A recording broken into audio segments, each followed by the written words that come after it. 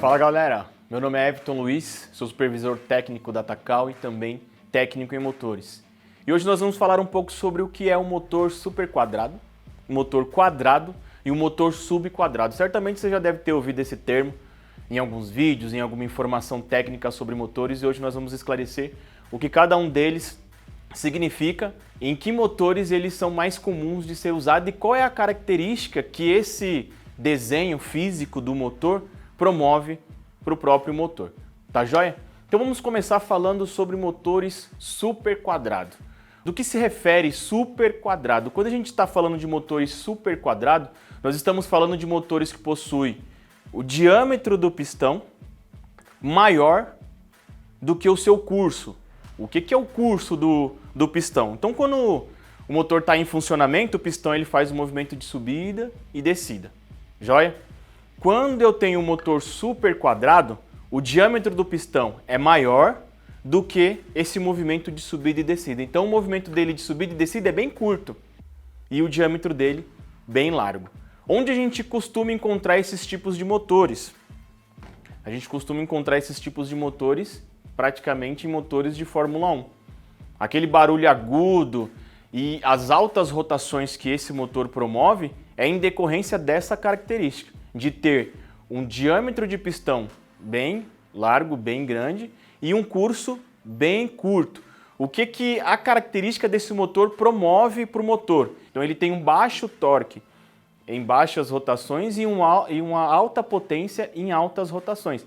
Então você não vai ver o motor de Fórmula 1 subindo uma ladeira bem inclinado. O que você vai ver é em alta rotação o motor conseguir desempenhar em altas potências e chegar até 300 km por hora. Então essa é uma característica de motor super quadrado. E para você identificar é só ver o diâmetro do cilindro, diâmetro do pistão e o curso dele. Se você for pesquisar lá no Google, você vai entender isso aí. Você vai ver essa diferença. Tá joia? Outro tipo de motor é o quadrado. O quadrado é o que a gente encontra de mais comum no mercado. A maioria dos nossos motores, desses motores carro hatch, sedã, os motores mais comuns que a gente encontra na rua, que a gente vê na rua, como esse que eu estou aqui mostrando para vocês, que é o motor VHC do Corsa, do Celta, ele é um motor considerado quadrado. Ele tem uma diferença, sim, entre o diâmetro do pistão e o curso. O diâmetro desse pistão aqui é de 71 milímetros aproximadamente, porque ele tem uma folga em relação ao cilindro. O cilindro dele é de 71,1 e o curso dele está aproximadamente em 63, bem próximo. Então ele é considerado, sim, um motor ainda quadrado. Ele poderia ser considerado, sim, o motor super quadrado, porque o curso dele é menor do que o diâmetro do cilindro, mas ele é considerado um motor quadrado. O que esses motores quadrados promovem? O meio termo, ou seja, ele é tão bom para torque como para alta potência, que é o que você quer para o motor do dia a dia. Você quer um motor que consiga sair do farol com uma agilidade maior, mas também quer um motor que quando você colocar ele na estrada, ele consiga chegar pelo menos ali até os 120 km por hora, que geralmente é o limite das pistas que a gente tem no Brasil, para você conseguir dirigir na velocidade de cruzeiro de forma confortável. Então esses são os motores quadrados. Tem um bom torque em baixa rotação e boa potência em alta rotação. Além deles, a gente tem o subquadrado, o motor subquadrado. O que é o motor subquadrado? Ele tem um diâmetro de cilindro menor e ele tem um comprimento, um curso de pistão maior. Onde a gente vai encontrar esses tipos de motores? A gente vai encontrar esses tipos de motores em motores diesel. Por quê? Além do diesel ele precisar de mais taxa para poder comprimir o ar, aquecer aquele ar para que ocorra a combustão no momento da injeção de combustível, ele também necessita de torque.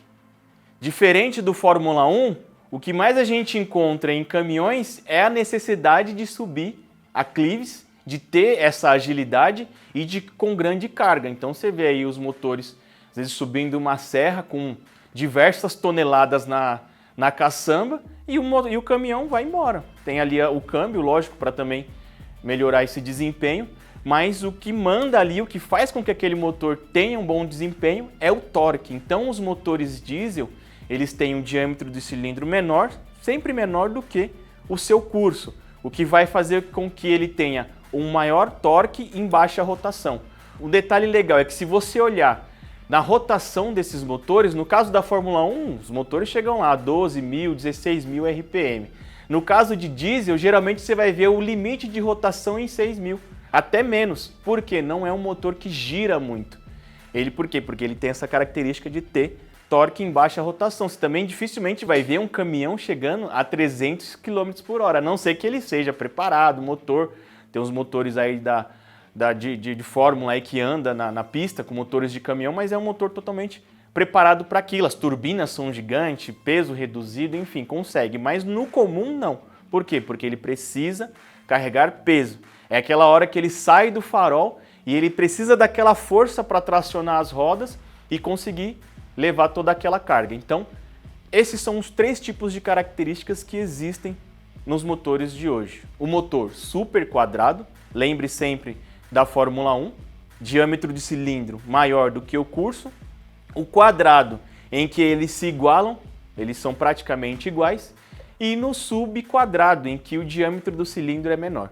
Então, Fórmula 1, o super quadrado, quadrados mais comum e subquadrado, lembre sempre do diesel. É lógico que isso por si só não define maior torque, maior potência, menor potência, mas isso é o princípio para eu ter essas características. Motores como o Fórmula 1 que tem potência em altas rotações e no caso do diesel tem um alto torque em baixa rotação. Tá joia? Então, dá uma pesquisada lá na internet, vê como que é que funciona o seu motor, certamente você tem um carro em casa, digita lá qual que é a ficha técnica dele e você vai entender onde o seu motor está classificado. Se ele for diesel, certamente você vai observar essa característica que eu comentei. Tá joia? Se você tem algum amigo que tem dúvida, já ouviu esse termo e não sabe o que ele significa, manda esse vídeo para ele ficar por dentro aí do que são esses motores quadrados, super quadrado, subquadrado, que aí ele vai entender tudo sobre isso aí.